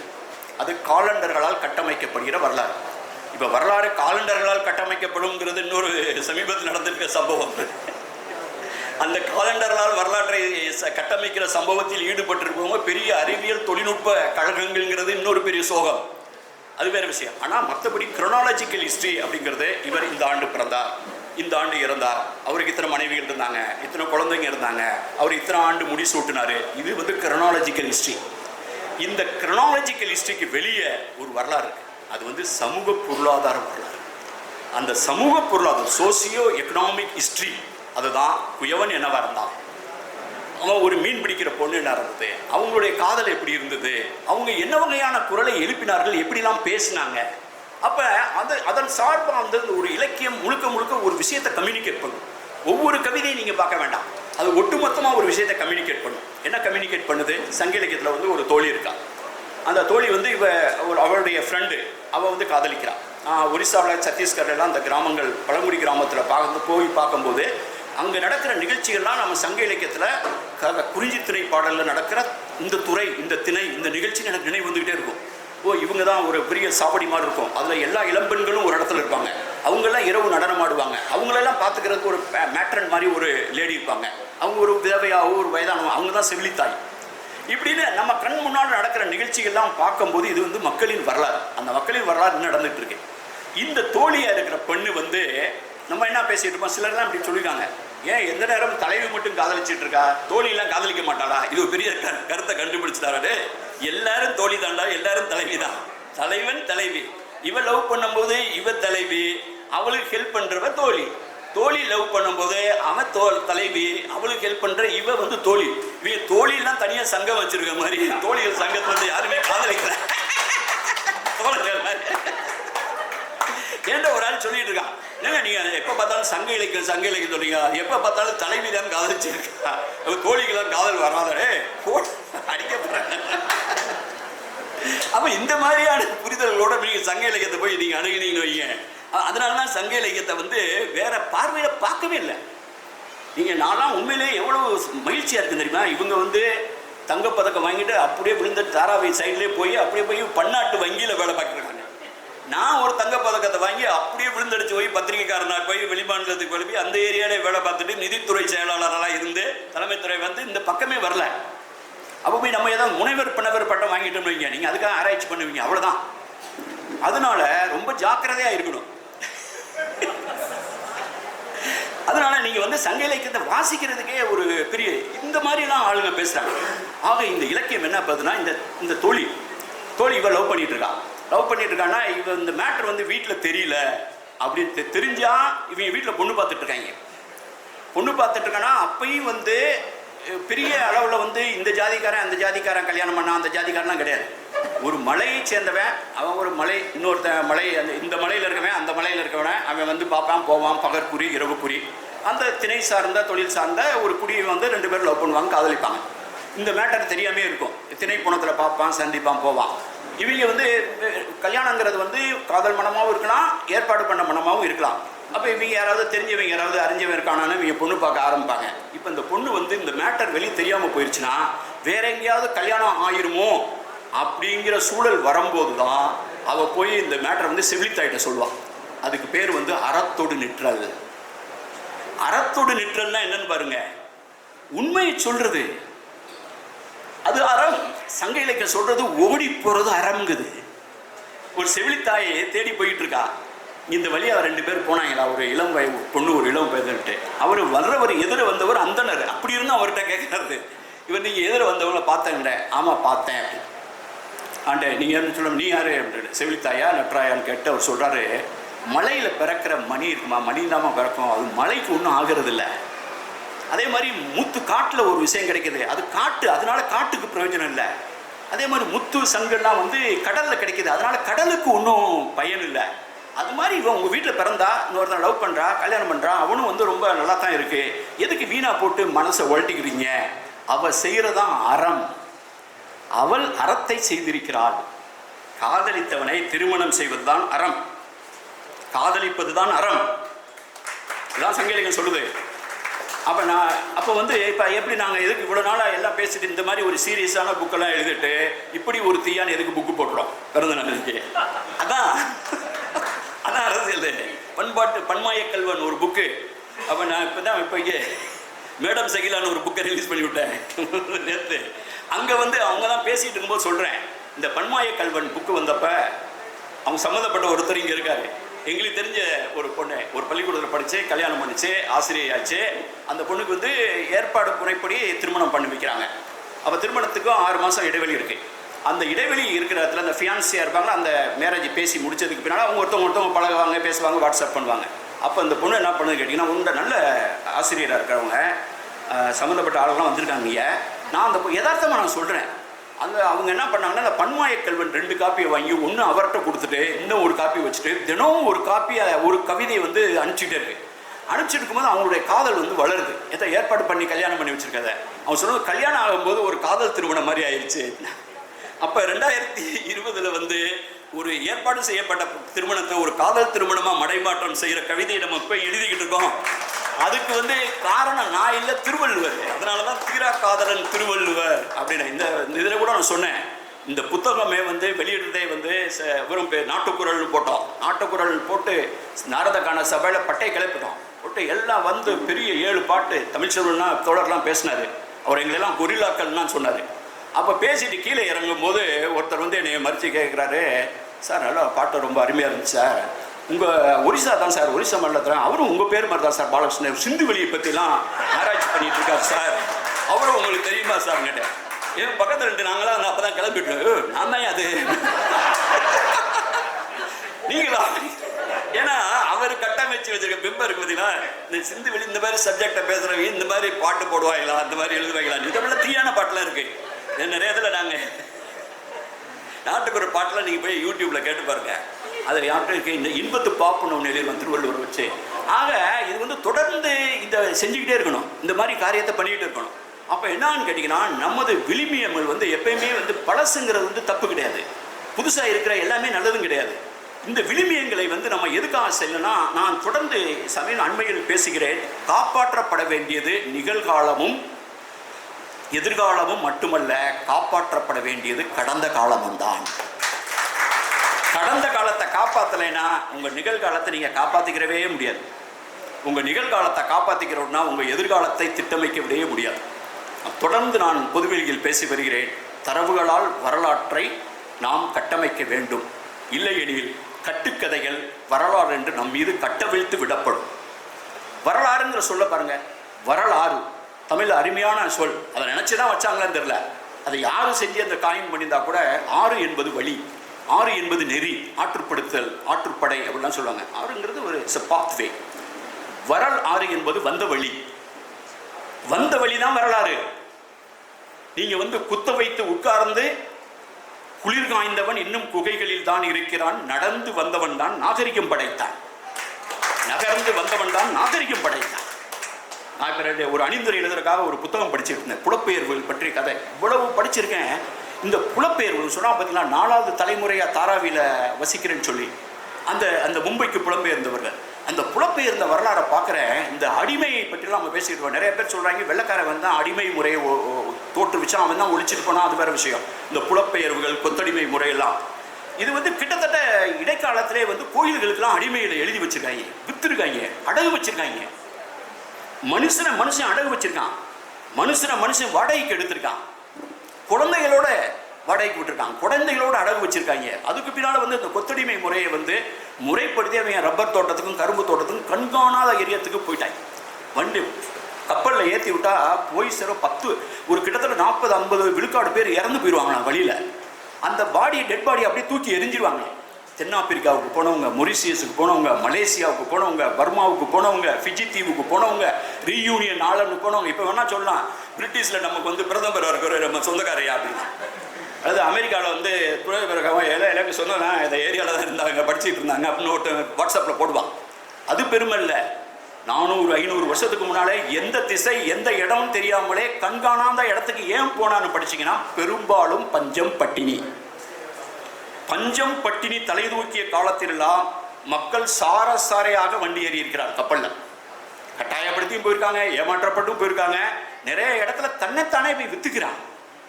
ஒருத்தர் போய் ஒரு 400-500 வருஷத்துக்கு மேலே கூட்டமாக வந்து நாங்கள் விற்பனைக்கு அவைலபிள் எங்களை கூட்டு போயிருங்க, இந்த பூமியில் எங்கேயாவது போய் பொழைச்சிக்கலாம் அப்படிங்கிற உணர்வு இருக்கு பார்த்தீங்களா. அவன்கிட்ட போய் நீங்கள் தெற்கு வடக்கு சூளம் இதெல்லாம் பேசுனீங்கன்னா அது கொழுப்பு தானே. பசித்தவன்கிட்ட வந்து நீங்கள் பேசியாதான் இந்த அரசியலை பேசுறது யாரு? ஔவையார் போகிறாங்க. ஔவையார் போகும்போது அதிகமான் ரொம்ப பழக்கமான வருது. என்ன அதிகமான் போட்டு நேற்று ஒரு கவிதை கூட எழுதியிருந்தாங்க. இப்போ அதிகமான் கதையெல்லாம் இருந்தீங்கன்னா ஏதாவது ஒரு வதந்தியை கிளப்பி விட்டுருப்பாங்க. அதிகமான ஔவையார் பண்ணி அவன் நெல்லிக்கணி ஏன் ஒரு புங்கள்ட்டு மட்டும் எல்லாத்தையும் விட்டு அவங்களுக்கு மட்டும் ஏன் கொடுத்தாருன்றான். அவர் நெல்லிக்கணி கொடுத்துருக்காங்க. இவங்க போய் வெயிட் பண்ணுறாங்க. இவங்களுடைய தோழர்கள்லாம் கூட்டு போய் இந்த வாசிக்கிறவங்க, இந்த கருவிகள்லாம் வாசிக்கிறவங்க சொல்கிறான். அந்த வாயில் காப்பாளனை பார்த்து சொல்கிறான், வாயில் ஓயேன்னு. தமிழக அரசியலில், தமிழ் பண்பாட்டு அரசியலில், இலக்கிய பரப்பில் வாயில் காப்பாளனை பார்த்து கேள்விகள் கேட்ட இலக்கியம் இந்தியாவில் தமிழ் இலக்கியம் மட்டும்தான். அந்த கேள்வியை 2 முறையும் கேட்டது பெண்கள் தான். சிலப்பதிகாரத்தில் வாயில் ஓயே. அதுக்கு முன்னால் வந்து புறநானூரில் வந்து வாயில் ஓயே நான் வந்திருக்கேன்னு போய் சொல்லியா அதிகமான்ட்ட. அதிகமானுக்கு தான் என்னைய தெரியாதா, அல்லது எனக்கு தான் அவனை தெரியாதா? என்னை கூப்பிடாம இருக்கான், லேட்டாக இருக்கு, என்னுடைய ஆளுங்கெல்லாம் வெயிட் பண்ணிட்டு இருக்காங்க, அவன்கிட்ட போய் சொல்லு. நாங்கள் எல்லாரும் எங்களுடைய இசைக்கருவிகளெல்லாம் சுருக்கி அந்த எங்கள் பாக்கெட்டில் அந்த பையில் போட்டுட்டு நாங்கள் கிளம்பி போகிறோம். ஒரு காட்டுக்குள்ளே வந்து ஒரு தச்சன் தொழில் தெரிஞ்ச, ஒரு தச்சு தொழில் தெரிஞ்ச ஒருத்தனுடைய மகன், அவன் கையில் ஒரு கோடாரி எடுத்துகிட்டு ஒரு பெரிய காட்டுக்குள்ளே போனான். அவன் அந்த கோடாரி வீசினத்தில் ஏதாவது ஒரு மரம் கிடைக்காமையா போயிடும். அது மாதிரி எவ்வளோ பெரிய உலகம்டா. எந்த திசையில் போனாலும் சோரே, எத்திசை செலினும் அத்திசை சோரே, பெரிதே உலகம் பேணுடர் பலரேங்க. உலகம் பெருசுன்னு சொல்றதுக்கு எவ்வளவு பெரிய 2000 வருஷத்துக்கு முன்னாடி இந்த உலகம் பெருசுன்னு சொல்றதுக்கு அவன் இருக்கிற வீடு, அவன் இருக்கிற தெரு, அவன் இருக்கிற ஊர் தான் உலகம் நினைச்சிட்டு இருக்கான். ஆனால் 2000 ஆண்டுகளுக்கு முன்னால் பெரிதே உலகம் பேணுனர் பலரே, எத்திசை செலினும் அத்திசை சோரே. வயிறு பசிச்சுனா எந்த திசை? உலக்குக்குள் ஏது கிழக்கு மேற்கு? ஒரு உலக்கு இருக்கு, அந்த உலக்குல போய் எவனாவது வந்து இது உலக்கினுடைய கிழக்கா உலக்கினுடைய மேற்குனா உலக்கு தான். ஆக திசைகள் என்பவை நேற்று வந்தவை, தேடல்கள் மனிதனின் உடன் பிறந்தவை. தேடல். அப்ப இந்த மனித வரலாறு, இந்த மக்களின் வரலாறு பயணங்களால் கட்டமைக்கப்பட்டது. நான் பரிபூர்ணமா நம்புறேன். இந்த மனித குல வரலாறு வந்து என்பது பயணங்களின் கூட்டுத்தொகை. Is a sum total of travels, is a sum total of journeys. பயணங்களின் கூட்டுத்தொகை தான் மனித குலத்தின் வரலாறு. அந்த மீள்கட்டமைப்பு மீள்வாசல் செய்யும் போது நம்ம புரிஞ்சுக்கிற வேண்டியது இருக்கு. பயண திசையை விட முக்கியமானது பயணம். பயண திசையை விட முக்கியமானது பயணம். பயணத்தை விட முக்கியமானவன் பயணி. கடைசியில் பார்த்தீங்கன்னா மனிதன் மண்ணை பற்றி பேசுறது, எல்லையை பற்றி பேசுறது, எல்லை கோடுகளை பற்றி பேசுறது, இராணுவ பெருமை பேசுறது, வீர பெருமை பேசுறது, அங்கே போயிட்டான் இங்கே போயிட்டாங்கிறது, இதெல்லாம் நேற்று முன்னால் இருந்தது. ஒவ்வொரு காலகட்டத்திலும் ஒரு வரைபடம் வந்து கொண்டே இருக்கிறது. ஒவ்வொரு காலகட்டத்திலும் ஒரு வரைபடம் வந்து கொண்டே இருக்கிறது. 75 வருஷத்துக்கு முன்னால் வரைபடம் வேற இருந்தது, 100 வருஷத்துக்கு முன்னால் வரைபடம் வேற இருந்தது. ஆக பேசப்பட வேண்டிய வரலாறு வந்து பயணிகளின், மக்களின், அப்படின்னா மக்களின் வரலாறு. நீ பயணத்தினுடைய வரலாறை பேசாம மக்களுடைய வரலாறு நீங்க பேசவே முடியாது. இந்த உலகம் முழுவதும் மரத்துக்கு தான் வேர் இருக்கு, மனுஷனுக்கு வேர் கிடையாது. மனுஷனுக்கு கால் தான் இருக்கு. நீங்க போய் மொரிஷியஸ்ல பாருங்க, யார் எப்போது போனார்கள் என்பதை பொறுத்து அவர்கள் வழங்கிய கடவுள் போனாங்க. முதல்ல கப்பல் ஏற்றி விட்டவொடனே தென்னாப்பிரிக்காவுக்கு போனோடனே போகிற அவசரத்தில் வந்து அப்போ நான் காலண்டர் இருந்துச்சு, சிவகாசி இருந்துச்சா, சாமி உருவம் ஒன்றுமே கிடையாது. அவன் போய் அங்கே இறக்கி விட்டதுக்கு பின்னால் வந்து அவனுக்கு வந்து சாமி துணை தேவைப்படுது. அங்கே இருக்கவங்க என்ன பண்ணுறாங்க, ஒரு குச்சியை வெட்டி ஒரு வேல் மாதிரி செதுக்கி வச்சு இதாண்டா வேல் அப்படின்னு சொல்லிட்டு அவன் முருகன் மாதிரி வந்து சாமி வந்து ஆடுறான். மாரியம்மாங்கிறான், காளியம்மாங்கிறான். அப்போ மொரிசியஸுக்கு போனது, ஃபிஜிக்கு போனது, ரீயூனியனுக்கு போனதெல்லாம் அங்காள பரமேஸ்வரி, முனியாண்டி, காலாண்டி அங்கெல்லாம். இப்போ ஐடிஏஜ் வந்ததுனால சான் பிரான்சிஸ்கோல வேணா வெங்கடாஜலபதி போடலாம். ஏன்னா போகிற ஆள் இப்போ வேற, இவன் இப்போ கேரி பண்ணுற நினைவுகள் வேற. ஆக அந்த காலகட்டத்தில் சாமானியர்களோடு சேர்ந்து நடந்தது அவர்களது நினைவுகள் மட்டும்தான். அவங்க தூக்கிட்டு போனது அவங்களுடைய இடப்பெயர் தான். அந்த பெண்களை பற்றி சொன்னேன், இவன் கேள்வி கேட்டது மாதிரி. அந்த விளிம்பியம் என்னன்னு கேட்டிங்கன்னா, ஒருத்தர் முருகன் மாதிரி சாமி வந்து ஆடுறான். இப்போ மதுரைக்கு போகிறேன், பாண்டி முனி இருக்கார்ல, அவரையே சைவமாக்கிட்டேன். தெரியாது உங்களுக்கு? கூகுள் பண்ணி பாருங்க. அது அவரை வந்து முனீஸ்வரன் போட்டு அவர் வந்து இதெல்லாம் சாப்பிட மாட்டார். இது வந்து தனியாக இருந்தது. எங்கே போனீங்கன்னா 1000 ஆடு வெட்டுவாங்க. அங்கே ஒரு தனியாக ஒரு போர்டு வச்சுருக்காங்க, 1000 ஆடு. நான்லாம் பார்க்கும்போது ரத்தம் ஆறு ஓடுற மாதிரி இருக்கும். அதை வந்து தனியாக வந்து உங்களுக்கு தெரியாத அதை வந்து என்ன பண்ணுறாங்க, ஒரு குரூப் வந்து இவங்களுக்கு தான் அந்த இதை கொடுத்துறது. மற்றபடி இவர் சைவம்னு போட்டிருக்காங்க, கூட போட்டிருக்காங்க. அப்படியே மற்றபடி அவங்க பாண்டி முனி அவருக்கு வந்து வேற எதுவுமே பிடிக்காது. இப்போ என் சாமிலாம் கருப்பு சாமி, 18ஆம் கருப்பு. அவர்கிட்ட போய் நீங்கள் போய் ஏதாவது வெஜிடேரியன் அதுன்னு சொல்லி அடிச்சுடுவாரு. ஆக நம்மளுடைய ரேஞ்ச் வேற. இந்த பொண்ணு என்ன பண்ணுற, அந்த தோழி முருகன் மாதிரி வந்து அருள் வந்து ஆடுறான். அவனுக்கு பேர் வந்து வேலன் வெறியாட்டுன்னு பேர் சங்க இலக்கியத்தில். வேலன் வெறியாட்டுன்னு கேட்டிங்கன்னா, பொதுவாகவே வேலன் வெறியாட்டுங்கிறது வந்து என்னன்னு கேட்டிங்கன்னா, அது ஒரு சைக்கலாஜிக்கல் ப்ராசஸ். இந்த பொண்ணு லவ் பண்ணுது, எவனுக்கு தெரிய மாட்டேது, வேறு இடத்துல பார்த்துட்டு இருக்காங்க, பொண்ணு விட்டதே பார்த்துட்டு இருக்கு, அது பேசினா அவனுக்கு காதில் விழுக மாட்டேது, சரியாக சாப்பிட மாட்டேது, பிரம்மை பிடிச்ச மாதிரி இருக்குது. அப்போ எவனாலும் சொல்லுவாங்க காற்று கருப்புக்கு போகிற இடத்துல அடிச்சிருக்கும்பா. எங்கள் ஊர் பக்கம்னா காற்று கருப்புமாங்க, கோடாங்கி பார்ப்பாங்க, குறி பார்ப்பாங்க, எல்லாம் பார்ப்பாங்க. எல்லாம் பார்த்துட்டு வந்து இவன் வந்து ஒருத்தன் வந்து எந்த காற்று பிடிச்சிருக்கு எந்த கருப்பு பிடிச்சிருக்குன்னு அவன் கண்டுபிடிப்பான். நான் உட்காந்து நாலாம் ஸ்கூலில் போய் வேடிக்கை பார்த்துட்டே இருப்பேன், இந்த கோடாங்கி இப்படி என்ன பண்ணுறான்ட்டு. அந்த ஏரியாவுக்குன்னு சில பேய்கள் இருக்கும். அவன் ஒவ்வொரு பேயாக சொல்லிட்டு இருக்கான். அதுக்கு பேர் வச்சுருப்பாங்க. பொதுவாக வந்து ஆம்பளைனா ஒரு குறிப்பிட்ட பேர் தான் இருக்கும். ஒரு பொண்ணு பேய்னா அவங்க பெரும்பாலும் வந்து அந்த மாதிரி அவங்க பேரெல்லாம் சொல்ல விரும்பல, ஒரு 4-5 பேர் வச்சுருக்காங்க. அது வந்து அதுவா அப்படின்னு கேட்பான். அது வந்து ஒன்று ஆடணும், அப்புறம் கொஞ்ச நேரம் நின்று இதுவா அப்படின்னு கேட்பாங்க. அப்புறம் ஏதோ ஒரு ஸ்டேஜில் அவனும் டயர்டாக இவனும் டயர்டான ஒரு பர்டிகுலர் பேய் மேலே ஃபிக்ஸ் பண்ணிடுவாங்க. ஃபிக்ஸ் பண்ணிவிட்டு அப்புறம் அதை இருக்குன்னு இருக்கிட்டு அப்புறம் வந்து முடிய கிடிய பிரித்து போய் ஒரு புளிய மரத்தில் போய் ஆணி அடிப்பாங்க. என்ன நடத்திட்டு நான்லாம் போய் சின்ன பிள்ளைங்க போய் பார்ப்பேன். அப்போ ஒரு பேயை ஓட்டுறதுங்கிறதுன்னு அது மாதிரி நிறைய பேர் கிராமங்கள்லாம் பார்த்தீங்கன்னா, ஒரு அம்மா வந்து விழால தலையை விரிச்சு போட்டு ஆடி ஏதாவது சொல்லும். திடீர்னு பேச்சு வாக்கில் இருக்குது, சிகரெட் வாங்கி கொடுக்கும், பீடியை வாங்கி கொடுக்கும், பிரியாணி வாங்கி சாப்பிட எல்லாம் ஏதாவது ஆசைப்பட்டதெல்லாம் செஞ்சுட்டு பலாருன்னு ஒரு மாமனார் ஒரு அரவிடும், மாமியார் ஒரு அரவிடும். அப்பயே நான் வச்சுருக்கேன், இவன் ஏதோ பண்ணிட்டு இருக்காண்டா. ஏன்னு கேட்டிங்கன்னா, நீங்கள் சுயநினைவில் போய் அறைய முடியுமா? இப்போ அரைஞ்சது பின்னால் வந்து இந்த பொண்ணாட அரைஞ்சிச்சு, அருள் வந்து அரைஞ்சிச்சு, அந்த நேரத்தில் அது பேய் அரைஞ்சிருச்சுடான்றாங்க. அதான் இந்த மாதிரி ஒரு டீல் பண்ணுறது சங்க இலக்கியத்தில் வந்து இவன் என்ன சொல்கிறான், இவன் வந்து அருள் வந்து ஆடுறான். இப்போ இந்த பொண்ணு இந்த தோழி போய் அவன்கிட்ட கேட்குறா, ஏண்டா முருகா, இவன் ஒருத்தன் கூப்பிட்டானே நீ வந்திருக்கே வேலன், இவன் கூப்பிட்டானே நீ வந்திருக்க முருகன். அப்போ வந்து இவன் கூப்பிட்டான்னு வந்திருக்க, நீ உண்மையிலேயே கடவுளாக இருந்தா, இவன் உண்மையிலேயே இன்னொருத்தன் லவ் பண்ணதுனால தான் இப்படி பிரமை பிடிச்சிக்கான்னு உனக்கு தெரியும் தானே? அப்படி இருக்குன்னா கடவுள் ஆயினும் ஆக, என்னுடைய ஒரு புத்தகத்தினுடைய பெயர் வந்து கடவுள் ஆயினும் ஆகன்னு ஒரு புக் எழுதியிருக்கேன். பாரதி புத்தகத்தில் போட்டிருக்காங்க. வேணுங்களே தலைப்பெல்லாம் அப்படி தான் வைப்போம். அதை வந்து இந்த புத்தகம் வந்து நான் ஒரு 10 உரைகள் தொகுத்து பாரதிகளுக்கு இதில் போட்டிருக்காங்க. பாரதி புத்தகத்தில் கடவுள் ஆயினும் ஆக மடவை மன்ற வாலிய முருக, நீ நல்லாரு முருகா, ஆனாலும் இருந்தாலும் நீ முட்டாள்தனமாக இருக்க, மடவை மன்ற இக்னோரண்ட்டாக இருக்க, உனக்கு ஒன்றும் தெரியல, நீ கடவுளாக கூட இருந்துட்டு போ. ஆனால் இவன் ஒரு டுபா பொருட்கள், இவன் கூப்பிட்டா நீ வந்திருக்க பாரு, இவன் கூப்பிட்டான்னு வந்த பாரு, எனக்கு அதான் ஆச்சரியமாக இருக்கு அப்படின்னு இந்த பொண்ணு சொல்கிறான். இன்னொரு பாட்டில் வந்து இவங்க வந்து என்ன பண்ணுறாங்க, ஒரு சின்ன வெள்ளை ஆட்டுக்குட்டியை கொண்டு வந்து கையில் கொடுத்துறாங்க. அதை வந்து இவங்க பலி போட்டு அந்த ஆட்டுக்குட்டி ரத்தத்தை வந்து இவன் அந்த வேலன் வந்து அப்படியே நெஞ்சில் தடவி, இதான் சத்தீஸ்கரில் நான் கண்ணார பார்த்துருக்கேன். இந்த மாதிரி இவங்க விரட்டுறது, வேலன் குறி கேட்கறது, இவங்க ஆட்டை அறுத்து நெஞ்சில் பூசுறதெல்லாம் நான் பார்த்துருக்கேன். ஏன்னா சங்க இலக்கியத்தை நடந்தது இப்போ நடத்திக்கிட்டு இருக்காங்களே. இது 1988, 89 நான் கண்ணிலே போய் பார்த்துருக்கேன். ஏன்னா இந்த மாதிரி ஆடிட்டு இருக்காங்க, நம்ம சங்க இலக்கியத்தில் தான் எழுதியிருக்காங்க அப்படின்னு. அப்போ தான் எனக்கு இதெல்லாம் தோண ஆரம்பிச்சிச்சு, மக்களின் வரலாற்றை எப்படி பின்பற்றுன்ட்டு. அப்போ வந்து என்ன பண்ணுறான், அந்த பொண்ணு கேட்குறா, இவன் சொன்னான்னு சொல்லி இவன் வேற ஒரு ஆடை வேற போய் நெஞ்சில் ரத்தத்தை பூசிருக்கே, இவன் உன் நெஞ்சில் இங்கே பூசின ரத்தம் வந்து அந்த மலையில் ஒருத்தன் இருக்கான் பார்த்தியா, அவன் நெஞ்சில் படுமா அப்படின்னு எல்லாரும் வச்சு கேட்குறான்.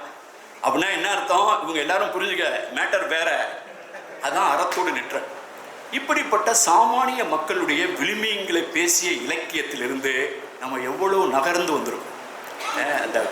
அந்த மீன் பிடிக்கிற பொண்ணு, வளைச்சி, குரத்தி, எல்லாரையும் குரமகள், இளவெயினியார் இப்படிலாம் இருந்த காலகட்டத்திலேருந்து விலகி இப்போ வந்து நம்ம வந்து சாமானிய மக்களை ஒருத்தன் இலக்கியத்தில் குறிப்பிட்டாலே அவர் பெரிய சாமானிய மக்களை குறிப்பிட்டாரு நம்ம ஆச்சரியமாக பார்த்துக்கிட்டோம். இது ஒன்றும் புதுசு கிடையாது. ஆக கடந்த காலம்தான் நம்மை கடந்து செல்கிறது மீண்டும் மீண்டும். ஆக நாம் பேச வேண்டிய வரலாறு வந்து மக்களின் வரலாறு தான், மன்னர்களின் வரலாறு அல்ல. அது வந்து ஆளுமையுடைய வரலாறு அல்ல. அந்த மக்களுடைய வரலாறை நாம் தரவுகளால் கட்டமைக்க வேண்டும். அதான் முக்கியம். நான் வந்து மத்திய பிரதேசில் 1996-97 சித்துவாராங்கிற ஒரு மாவட்டத்தில் இடுக்கி, தேனி, போடி, குமிழி அப்படிங்கிற ஊரை ஒரு தொகுப்பாக திராவிட மொழி பேசும் மக்கள் பகுதியில் பார்த்துவிட்டு சிண்டுவாரா சிண்ட்ரோம் என்ற பெயரில் ஒரு ஆங்கில கட்டுரை எழுதினேன் 97. அப்போ தான் யோசிச்சு பார்த்தேன், இந்த பேர் பாராசூட் ஆகி அங்கே போச்சா அல்லது இங்கே வந்து விழுந்துச்சா? மக்களினுடைய பயணம் என்ற ஊடகம் இல்லாமல் இந்த பெயர் இடம்பெயராது. அப்போ இந்த கேள்வி வந்து திசைப்பட்டதான் தவிர இது அதுக்கு அடுத்து இப்படியே பிடிச்சு போய் சங்க இலக்கியத்தில் போய் சிந்து வெளியில் பார்த்தா ஒரு நாள் கொத்தா, கொற்கை, வஞ்சி, தொண்டி, பாண்டி, சோழன், சேரன், கண்ணகி, பூம்புகார், கோவலன், பொதிகை, இப்படி பேர் அடுக்கடுக்கா பார்த்தேன். ஒரு தடவை நான் முத்தமிழிங்கிற கலைஞர் அவரை பார்த்து இந்த இதில் வந்து நான் காமிச்சினேன், மேப்பில் இந்த மாதிரிலாம் இருக்குன்னு சொல்லி. அதை கட்டாயம் நீங்கள் அறிஞர்கள் சபையில் நீங்கள் காட்டணும்னு சொன்னார். அப்போ 2008. அதுக்கு பின்னால் 2010 செம்மொழி மாநாட்டிற்கு நான் அழைக்கப்பட்ட போது முதலாக இந்த தகவலை நான் வந்து பொதுவெளியில் பகிர்ந்து கொண்டேன். அதுக்கு பின்னால் தான் பேச ஆரம்பித்தேன். அதை பேசுகிற நிறுத்தலை. சிந்துக்கும் வையைக்கும் தூரம் இல்லை. நான் ஒரு முறை அடிக்கடி நான் சொல்லுவேன், தூரம் என்பது வேறு, இடைவெளி என்பது வேறு. கங்கை சமவெளி சிந்து சமவெளியின் பக்கத்தில் இருக்கலாம், ஆனால் தூரம் குறைவாக இருக்கலாம், ஆனால் இடைவெளி அதிகம். சிந்து வெளியில் இருந்து கங்கையும் பொருளையும் தூரத்தில் இருக்கலாம், ஆனால் இடைவெளி குறைவு. இதை சாத்தியமாக்கியது சங்க இலக்கியம் என்ற பாலம். ஆக சிந்துக்கும் வையைக்கும் தூரம் இல்லை, அதை தூசு தட்டி காட்டாமல் தூக்கம் இல்லை என்று கூறி முடிக்கிறேன். வணக்கம்.